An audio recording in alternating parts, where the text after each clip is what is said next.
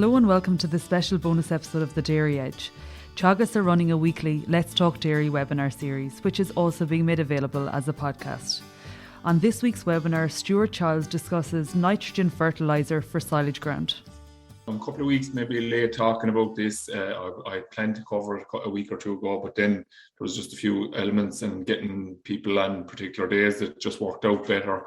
But I suppose in one sense I'm probably not too late either. Good few people have probably split fertiliser for silage this year, given the way the spring had gone, in terms of giving themselves options to potentially go back and graze it again. So there's a top up required now at this stage. And what that top up is going to be and how much it should be is probably topical enough. And in a normal year, but in a year where fertiliser is now touching off €1,200 a tonne potentially for urea, it obviously makes it more significantly important again. So I'll just share screen here with you. So silage fertiliser in, the question mark I suppose is how much is enough, and is it enough? Where's the tipping point in terms of getting a return for your investment in silage fertiliser? And obviously at the very outset, I suppose it's important to point out to people that everybody needs to be conscious of the quantity of fertiliser or silage that they're going to require for the coming winter. And talking to some guys that are buying stock for the factories and stuff, they're telling me that there's quite a lot of cows going directly from the parlour into factories at the moment. So people are obviously making decisions around tidying up herds given the high cost year that's potentially ahead of us. And that in itself might help the silage requirement as well. And it's important to point out that there can be significant savings in both silage and I suppose increased availability of grass. And we would have touched on it in previous conversations over the last number of weeks by removing these cows earlier rather than later. So people actively moving on that and being proactive on that. So then the next phase of it is what silage is required. So you have to do your sums in terms of what numbers you expect to carry over the winter and what silage requirement will be required for them. And that varies from county to county, from parish to parish, potentially depending on soil types.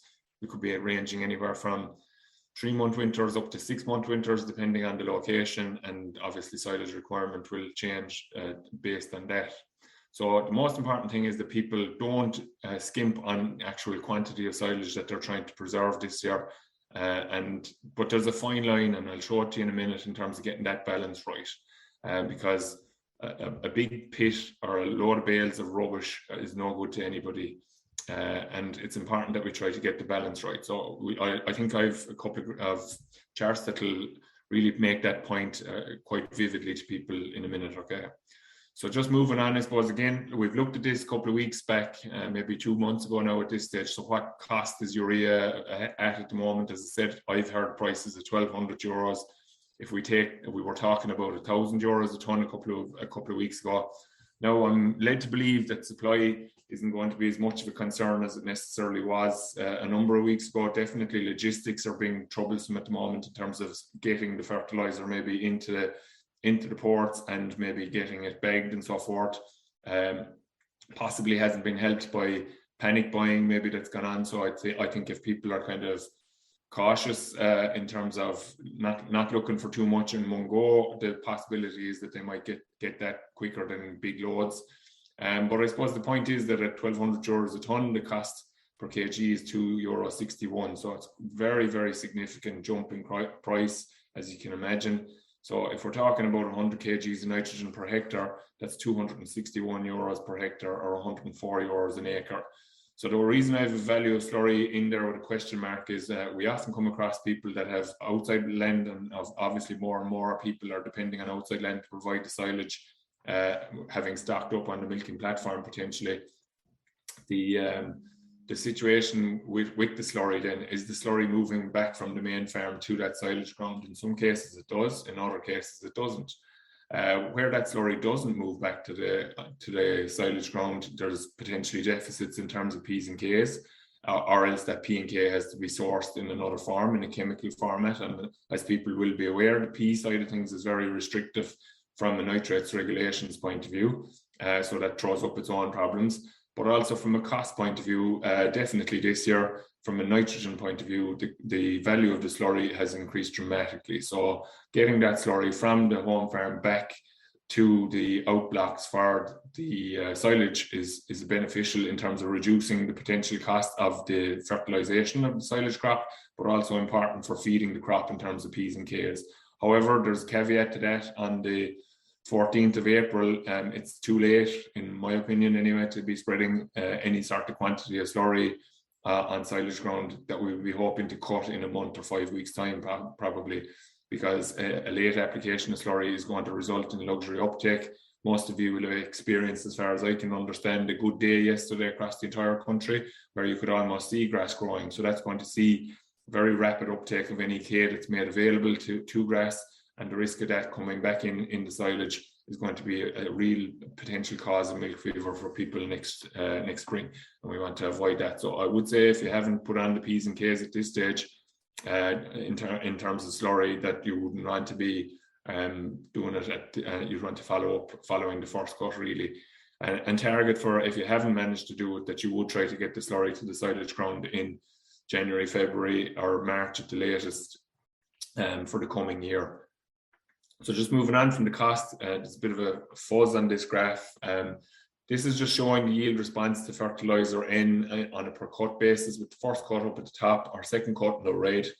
Third cut is green here, and fourth cut. This is work that was done in Grange a number of years ago. And what we have across the bottom here, and again, apologies for the quality of the graph now, is the fertiliser N per cut in kgs per hectare. So we've 25, 50, 75, 100, 125 and 150. So 125 kgs is the equivalent of 100 units, and 100 kgs is the equivalent of 80 units. And I suppose if we draw an imaginary line from the 100 up here in terms of first cut, you can see that it's actually beginning to drop off probably in this area here, and that it's definitely dropping off when we get up to this area here. So in excess of 100 kgs per hectare is the return is diminishing. So I suppose we're beginning to reach that tipping point. So for me, what does this tell us? I suppose it tells us two things. It says that our old advice, or we'll say the advice of 100 units for first cut, is there or thereabouts. I suppose in a year like this, there's a question mark around the return on that last quarter of the fertilizer that's being applied. So there's still a return, but is there a return good enough for putting it on? And I think that's going to come down to the actual quantity of silage that's required, maybe by people, the area that's available to be cut. If you're tight on area, you want to try and maximize the return from the area that you're getting or that you have available. But the reality is, I suppose, at that 80 units, including slurry, it must be emphasized now, including slurry, contributing to the fertilizer end there, we're achieving maximum return at that point, and then it's beginning to drop off while there still is a return. So I suppose what that says is, and you possibly have seen it in the media lately in relation to the kind of fodder committee that's been set up, that the recommendation from that is that people would spread at least 80 units of nitrogen for their first cut silage. So if you split application at this stage, which most people will have some fertilizer gone out, you're talking about trying to cut maybe the 20th to the 25th, anywhere from the 15th to the 25th of May. And if we work back just from, as I said, today is 14th of April, and we go to the 15th of May, that's 30 days. You wouldn't actually want to be putting out more than 60 units of nitrogen now in order to get that cut on the 15th of May. Now, if we're going to move to the 20th, obviously we have an extra couple of days, so that brings us to the 70 units. And if we're willing to go to the 25th in terms of the cut date, then we have also got the advantage of an extra 5 days there, which would allow you to put out the 80 units. The decision-making process there would probably relate to whether the ground has been grazed or not.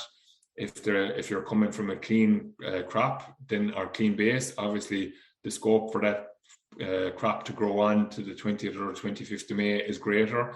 However, if it's been stopped since late last year and it hasn't been touched since and isn't going to be touched, obviously at this stage, then you need to be cutting back on that nitrogen and aiming to cut maybe even on the 10th to the 15th of May in order to get a good crop of silage that's going to have quality in it. And I suppose the quality is the key thing. And as I said, I think the next one of the next graphics will show the importance of the quality. Just in relation to the actual rate of nitrogen, I suppose I was a bit taken aback a number of years ago, talking to some groups in different parts of the country at the level of nitrogen that they were using for silage, a bit on the high side, in my opinion, considering that we, as I said, we would have always recommended that 80 to 100 units. Some people seem to be going with higher rates. Just an interesting piece from that, I suppose, is that the lodging side of things, so a crop the causing of a crop to lodge, we'll say, is related to excess nitrogen usage, I suppose. And you can see here that when 120 kgs of N per hectare is applied, so that's more or less 100 units, which is a little bit over the top probably in total, that the potential for lodging is greater, and you can see that there's nearly 30%, no matter whether it's can urea, single or a split application, that the risk of lodging probably increases with the increased rate of growth. And you can see that that was on a 25th of May harvest. So if we delay the harvest further, then the risk of lodging will probably increase quite exponentially, and that will have a dramatic effect on quality of the crop then as well. This one is the big one for me in terms of what people are going to do. You can see here that we have the impact of cutting date on total dry matter yield and total UFL production. So the total dry matter yield is the upper graph here on the top, and the bottom graph is total UFLs. So silage is going to be expensive to make this year. Talks of 150 an acre for pit silage being bandied around. Bales increasing quite significantly, as many will have seen on the journal recently on the front page. And the temptation is that let's just go for a big first cut, and we'll knock it out of the park in that sense, that we'll have a lot of silage in the yard and we'll get real good value for our 150 euros an acre that the harvester is picking up. It's actually counterintuitive, or actually foolhardy to do that, because we can see first cuts are highlighted here in blue and the second cut is highlighted in red. So we can see as our cutting date delays, going from May 29th through to the 23rd of June, which is quite extreme now, but if we say the 12th of June, which many people got caught with last year because of the weather breaking, we end up with, you can see here that we actually end up with more silage, albeit maybe not very statistically significantly different, by using two cuts that are cut early compared to a late first cut or a very late first cut. And the reason for that is that we get a very long lag phase after this kind of a first cut or this kind of a first cut. So we're getting the lodging, we're getting a very white base, and you all know and have experience of that, maybe 2 weeks or 3 weeks of looking at that field sitting as a white stubble and nothing coming back in it. And the other thing is often as well, when that crop goes down, that the cut isn't very clean, so it's growing off of a very dirty base in terms of dragged when it has been mown. Whereas we're working here, we're just getting the crop to the right stage, we're taking it off, and we're very much on the move as quickly as it's has been cut. And as a result, we actually grow a greater total amount of dry matter per hectare by getting our crop off early. The knock-on effect of that then subsequently, before we even look at the UFL piece, is that we cut early here, we'll cut within 8 weeks here, and we have the opportunity then on top of this to get grazing towards the back end of the year. There could be one, there could be two, and on some dry land there could even potentially be 3. When we move to this phase, we're going to find that we're now 2 weeks later with our second cut as well, so we're nearly into August. It can be quite hard to actually get grass to grow or build maybe on that ground. So our 1 or 2 grazings can be compromised potentially by our attempt to try and get this big silage harvest. And definitely in this case, we've gone way too late. Our second cut is going to drift into August at this stage almost. And as a result, we're going to have a very low second cut, and we'll almost have little or no recovery we're talking about on that ground. And the opportunities for grazing on that ground will be limited, and it can potentially result in stock having to be housed earlier. So bear that in mind in terms of the plan, in terms of cutting date, that the earlier is actually the better. Even though you may have a smaller first cut, or you will have a smaller first cut, you will make up the balance basically in a better second cut, and it's an all-round better option to cut earlier rather than later. From a UFL point of view, obviously, Digestibility decreases as the more stem that comes into the crop, and the bigger the bulk, the more the stem. And UFL obviously will drop as a result, because there's very low levels of energy in stem, as you're well aware from grazing quality grass. And the objective should be kind of something similar in terms of silage, to try and get a maximum leaf to stem ratio as possible in the silage crop in order to maximize quality. And that manifests itself in terms of UFL. And that's important given the way feed prices are going at the moment as well, because if we have a big crop of bulk here, which is low UFL, and the total quantity of UFL is low as well, we're going to have to, you can see that there's a gap potentially going to have to be filled across this area here. So if we're feeding stock this silage, we're going to have to maybe make up the difference in terms of energy intake. However, here we may be in the position where we may be able to limit the actual quantity of silage fed, because the energy content of it is high enough to suit the stock that we're feeding. Similarly, I suppose with weanlings, where we have good quality silage with good quality protein levels, we may be actually able to save a little bit in terms of feeding rates, or definitely on protein percentages being used. So that would obviously then result in cheaper ration being able to be fed over the winter period to young stock. So that's pretty much it, I suppose, in terms of what I wanted to cover today. Just to say that just need to, maybe I haven't been sharing. Sorry. So just to, I've spoken through the graphs. Basically, the maximum fertilizer tipping point is here at the kind of 80 to 100 units area there.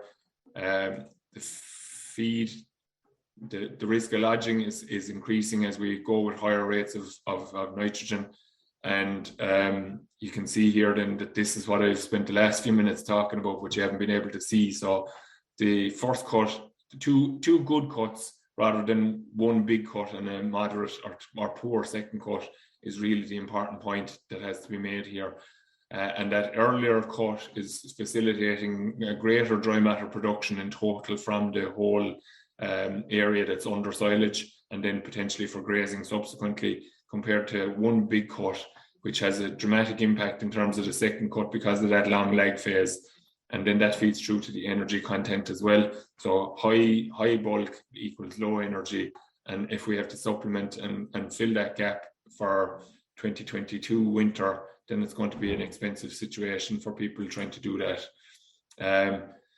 So that's apologies to people for the fact that I wasn't sharing the screen there. As I said, I'm actually not in my own office today, and my connection doesn't seem to be as good, so apologies.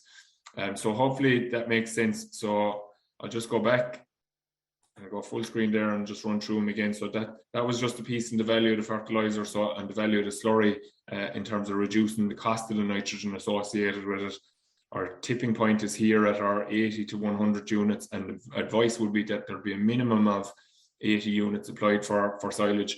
But bear in mind that if we haven't grazed that ground since late last year, then putting on 80 units at this stage is now going to push your cutting date quite late for that kind of ground, and you would be better off cutting that early, going back, topping up for a second cut, and you should get a good strong second cut from that as well.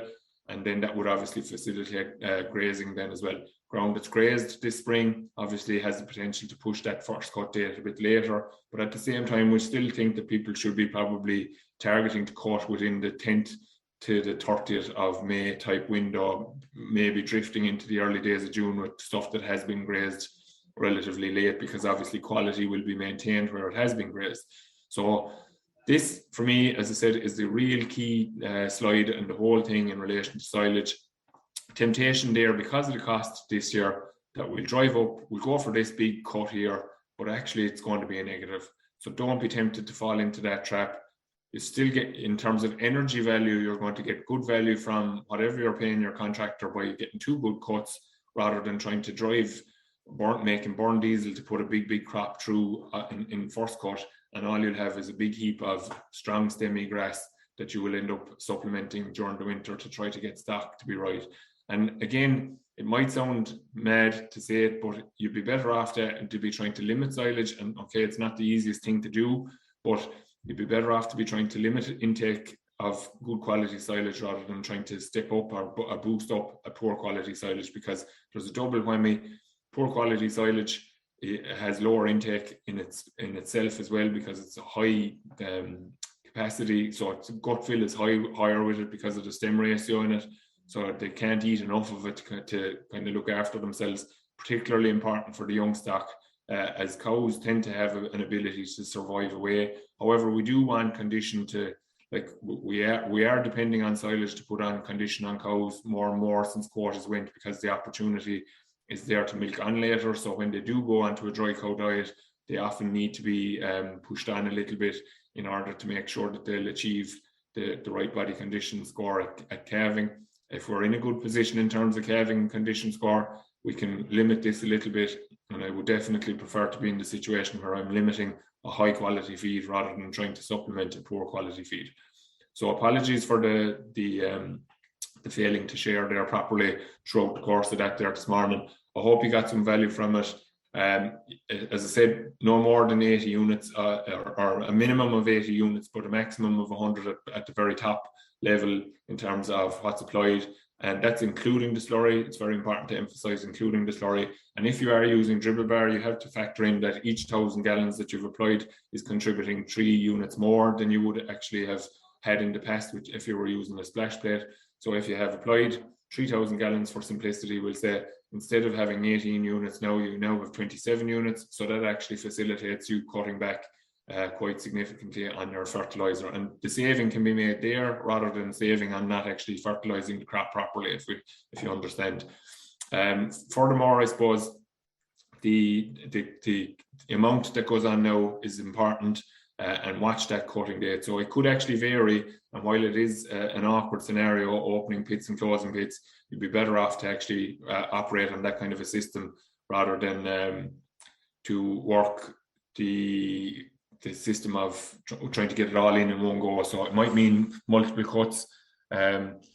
I suppose if you think about the way you're covering your pit to make it easy to open it again, to put it in. Been on a couple of farms where they just use the netting to cover the pits and the bags of stone, and it's very easy to strip the pit and put in more as opposed to tire on tire. But it's important that pit is well covered and that it's well sealed, obviously, as well, every time that it is closed up. So just be conscious of that as well. Just one question in as well: if you're using the dribble bar for slurry, could you still put it on silage ground? The answer to that is, I suppose, dependent on the grass situation on that ground. If it's just been recently grazed, in order to try to get yourself out of the corner with grass availability for cows or whatever, then the reality is, I suppose, you could put it onto clean stubble, because your cutting date is probably going to be that little bit later, going towards the end of May and into early June potentially. But I'd like it to be watery, and I wouldn't like it to be a lot. So I think 1,500 gallons maybe at most, probably at this stage. I think it's just the risk of K coming back in the silage is something that's a real problem for people. I think we didn't see as much of it this year because our silage cuts were delayed quite significantly because of bad weather. But then we ended up with the fact that we had poor quality silage, maybe as can be seen maybe by milk deliveries are a little bit back this year, even though cow numbers are kind of similar. So hopefully you got something from that today. Thanks for your interactions, and again, apologies for the screen sharing there and throughout the earlier part of the presentation. Next week I'm going to be joined by Emma Louise Coffey, who's going to talk about the farm managers course, and I suppose just a couple of elements, I suppose, in terms of people coming onto farms and the labour that work on farms, or the people that work on farms, sorry, and how people expect to be treated, how they should be treated, and what the course can do for people as well. So it's maybe interesting for some people that maybe have young people coming through that are interested in farming. It's not necessarily a course that you have to do just to become a farm manager for someone else. It's well worth doing if people are considering farming in their own right on their home farm. So tune in next week for Emma Louise, and we'll also have one of the former students on with us as well to give his experience of it as well.